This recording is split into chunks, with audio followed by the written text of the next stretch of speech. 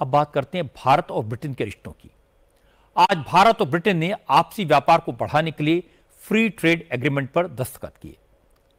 अब भारत से जो चीजें ब्रिटेन भेजी जाएंगी उन पर कोई टैरिफ नहीं लगेगा और ब्रिटेन से भारत आने वाली चीजों पर सिर्फ 3% टैरिफ लगेगा।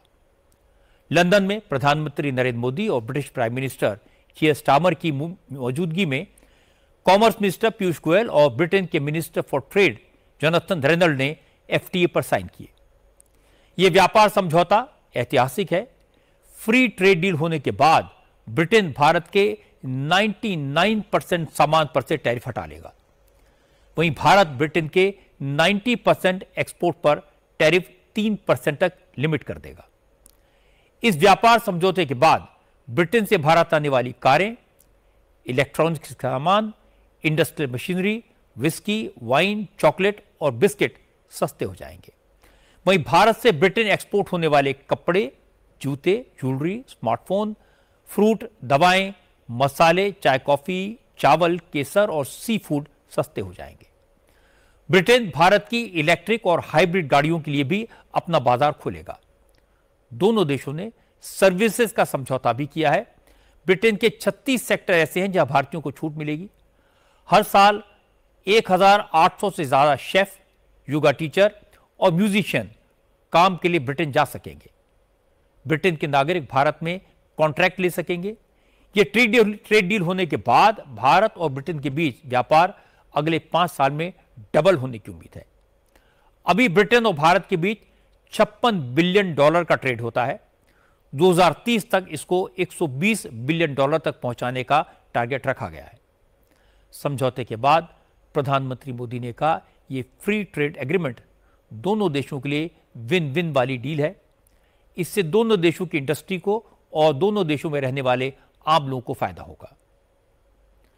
भारत और ब्रिटेन के बीच 3 साल की बातचीत के बाद इसी साल मई में फ्री ट्रेड डील पर सहमति बनी थी, जिसको कैबिनेट मंजूरी दी है।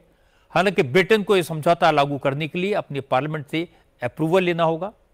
फ्री ट्रेड डील पर साइन होने के बाद आज प्रधानमंत्री मोदी और ब्रिटिश प्राइम मिनिस्टर एक लोकल क्रिकेट टीम से मिलने गए।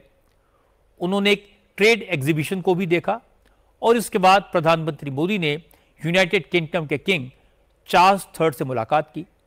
प्रधानमंत्री मोदी ने कहा कि आतंकवाद के खिलाफ ब्रिटेन ने पूरी मजबूती से भारत का साथ दिया है, लेकिन बाकी देशों को भी आतंकवाद पर दोहरा रवैया छोड़ना होगा। मोदी ने चीन को इनडायरेक्ट मैसेज देते हुए कहा, अब विस्तारवाद का नहीं, विकासवाद का दौर है। भारत में क्राइम करके ब्रिटेन में छुपे इकोनॉमिक ऑफेंडर्स को कड़ा संदेश देते हुए मोदी ने कहा, इकोनॉमिक ऑफेंस करने वाले एब्सकॉन्डर के एक्स्ट्राडिशन के लिए ब्रिटेन से बात चल रही है। पहलगाम में हुए आतंकवादी हमले की कठोर निंदा के लिए हम प्रधानमंत्री स्टारमर और उनकी सरकार का आभार व्यक्त करते हैं। हम एक मत हैं कि आतंकवाद के खिलाफ लड़ाई में दोहरे मापदंडों का कोई स्थान नहीं है। हम इस बात पर भी सहमत हैं कि एक्सट्रीमिस्ट विचारधारा वाली शक्तियों को डेमोक्रेटिक फ्रीडम का दुरुपयोग नहीं करने दिया जा सकता। Those who misuse democratic freedoms to undermine democracy itself must be held account. Economic offenders के प्रत्यार्पण के विषय पर भी हमारी एजेंसी सहयोग और समन्वय से काम करती रहेगी। इंडो पैसिफिक में शांति और स्थिरता, यूक्रेन में चल रहे संघर्ष और पश्चिम एशिया की स्थिति पर हम विचार साझा करते रहे हैं।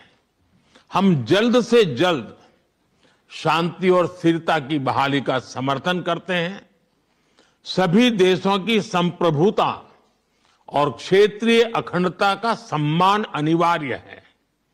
आज के युग की मांग विस्तारवाद नहीं, विकासवाद ही है। दो देशों के बीच ऐसे ट्रेड एग्रीमेंट का कोई मतलब नहीं है जब एक देश के इकोनॉमिक ऑफेंडर्स दूसरे देश में जाकर छुप जाएं और कोई कुछ ना कर सके।